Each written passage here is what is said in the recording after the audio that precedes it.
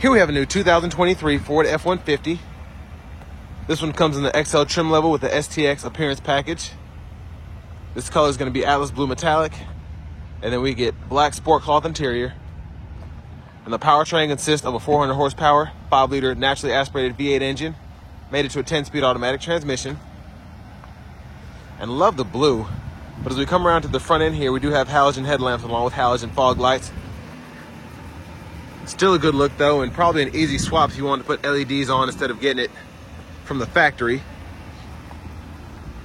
But coming around to the wheels here, these are going to be 20s. And we do have the black molded side steps here. And then we have our power door lock controls here, rear window lock, power mirror controls. We can adjust either side here. And then we have one-touch automatic up and down windows for the front. And then we have regular power windows for the back. Storage pocket here, tons of storage here, bottle holder, more storage. We have our bed lamp here, headlight controls, fog light controls, brightness for the gauge cluster, and then electronic parking brake. Pull up to engage, hit the brake, press down to disengage. We can also tilt and telescope the steering wheel. Then we do get a 4-way manual passenger seat with 2-way manual lumbar support. But I have that seat up front adjusted for someone of my size, being 6'3" with longer legs. So we're gonna check out the rear leg room and headroom. And sorry if I'm going a little fast. It's starting to rain, of course. But tons of space back here with the seats not really taking up a lot of room. I have even more space than I'm used to in, let's say, a King Ranch or a Lariat.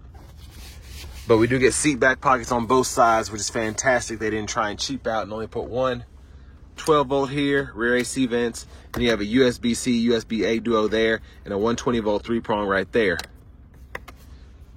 Cup holders here, storage. No middle seat fold down. But we do have the nice hanger hooks. We can hang probably 2 or 3 big hangers on here. And we still have the nice map lights too. But a huge shout out to Ford of Franklin for allowing me to review this truck today. I'll leave a link below to it, as well as their entire new inventory in the description below. Fuel filler there. Now this is flex fuel, which is pretty neat. This will take E85, which I don't know a lot of vehicles that are still doing that, which is interesting.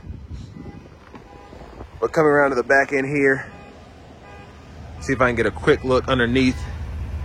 There's our spare tire, tow package.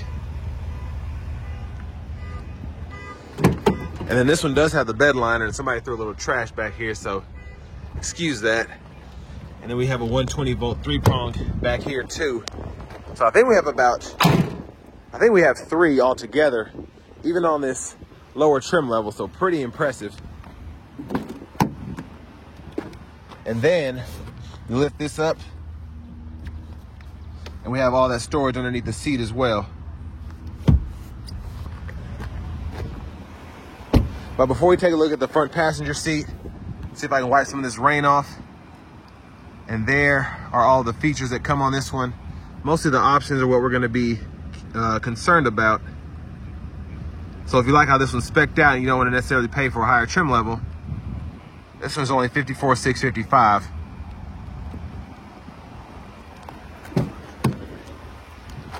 But then we have a 4-way manual front passenger seat here as well.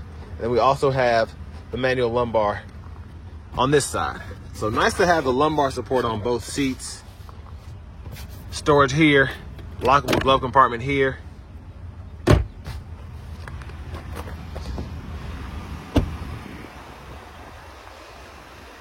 And hopefully no rain is getting on my lens. I'll check it here in a moment. But let's go ahead and take a look underneath the hood. And there's that 5-liter naturally aspirated V8.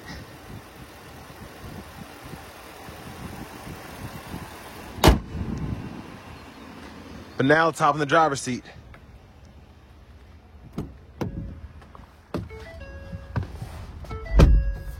So we have the vinyl wrap steering wheel here still.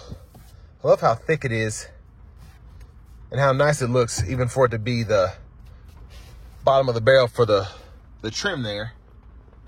Now over to the radio here, we do get the sync system. We can pull up the backup camera there. And then we have our hazards here, as well as our traction control. A little storage above.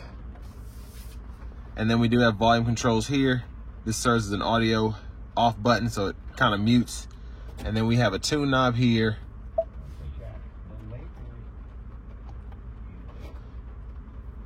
And then over here, the navigation, which I think is pretty neat that you get this on this STX. It's a nice option to have. You just hit the search bar, and then when it's activated, you can go ahead and use that. So even though it's not necessarily included, you can still use it. And then we get wireless Apple CarPlay, wireless Android Auto compatibility, which I think is awesome, especially, again, for this to be the bottom of the barrel in terms of a truck. You really can't get that on many other vehicles wirelessly, in terms of pickup trucks at least. Then vehicle settings are here. Sound settings are here.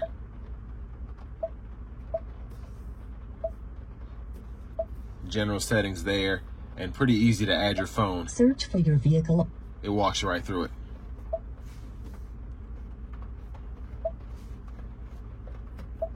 If you need the tow features, you can do that too. And down here we do have single zone climate controls, fan speed, power, fan direction here, AC toggle, and then temperature you can adjust here. So pretty straightforward. And then we have our trailer brake controller here, four-wheel drive controls are here, and then we can go through our drive modes here, which I like that we get about the same amount of drive modes we get in the higher trims. So Eco, Sport, Normal, Tow Haul, Slippery, and then we have the deep snow and the mud ruts there. So depending on what you're doing, you have that capability. Love the storage size here. You can pretty much fit any phone in here, maybe even a small tablet. And then the USB-C, USB-A charge port. And then the storage pocket on the driver's side. And then we have a storage space here, which I like because usually this is where the floor shifter goes, but since we have one up here, you just have additional space to put your phone or whatever. Cup holders are here.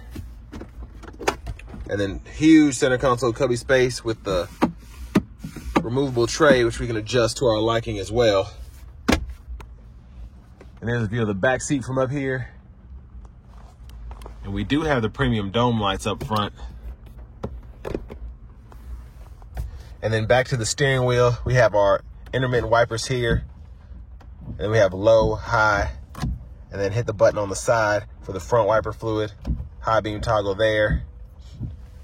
The lights had to be on for that. So we can turn those on and then flash them off, and then we can flash there.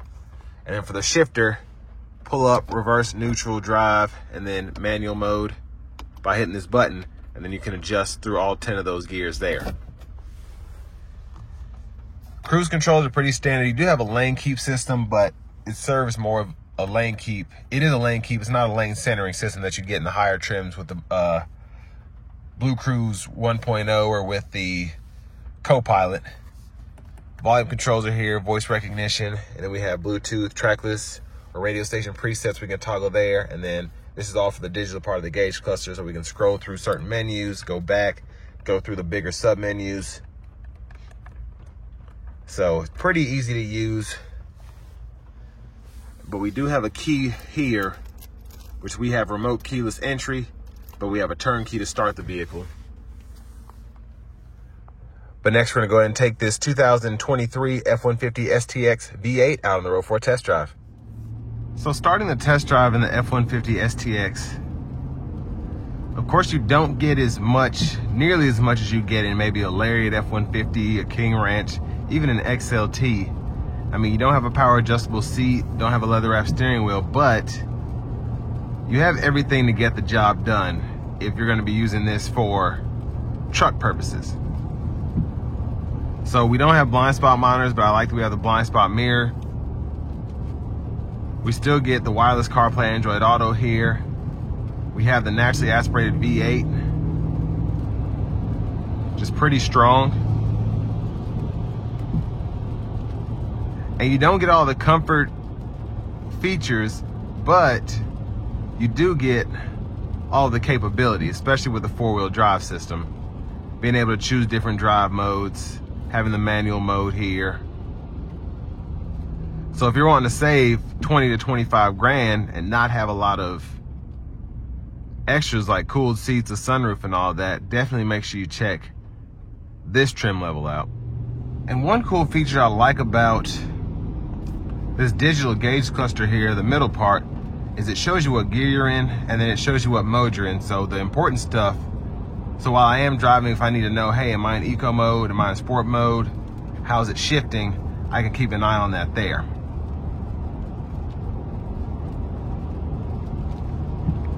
But I have it in eco. I'm gonna go ahead and put it to normal.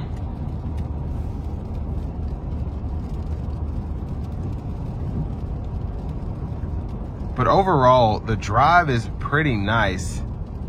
Even with these less than ideal cloth seats, if you're not used to having power seats and heated, cooled seats and all that like I am, you won't really have an issue with it. It's not the most comfortable, but it is pretty supportive. My seating position is also kind of weird as well, because you can't adjust the seat bottom. And that's a huge issue for someone like myself that has longer legs. I like to be able to pump the seat down and then not be so far back. But the normal mode in this truck is pretty good, especially with having a 10-speed. It still tries to be efficient. It's just not as efficient as the eco mode. And it's certainly not pulling at that 400 horsepower as much as possible like in the sport mode.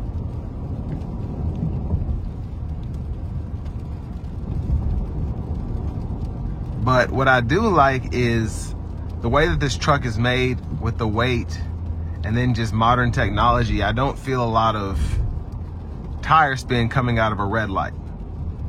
So I feel like the throttle response from the pedal makes a lot of sense. It's not super touchy.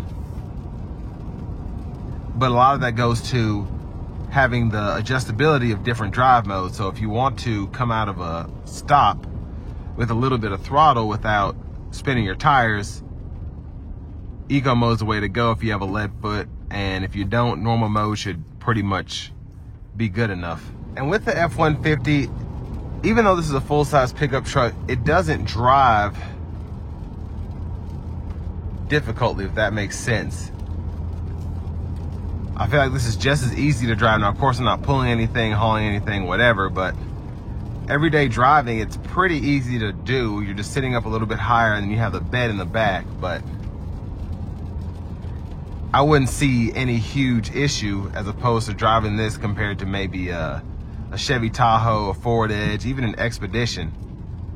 Although it's a truck, it still just drives normal. Drives normally, and I appreciate that.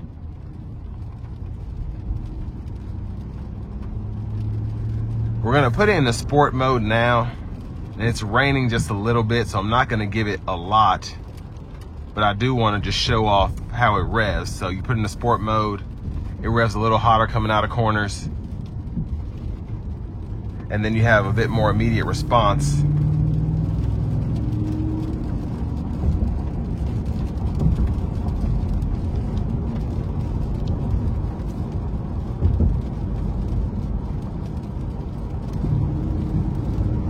But it wants to pull in sport mode. It wants to give everything.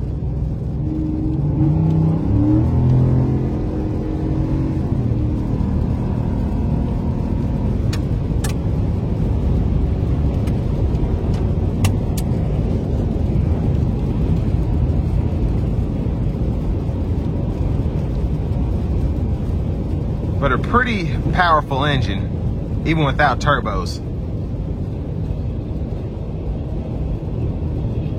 But we do have the lane keeping system, which we can toggle on and off. And like I said, that'll just keep you from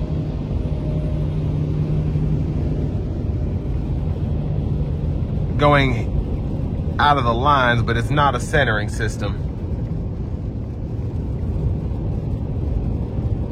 But especially in sport mode, this thing wanted to go a little more than I wanted it to, but that's okay.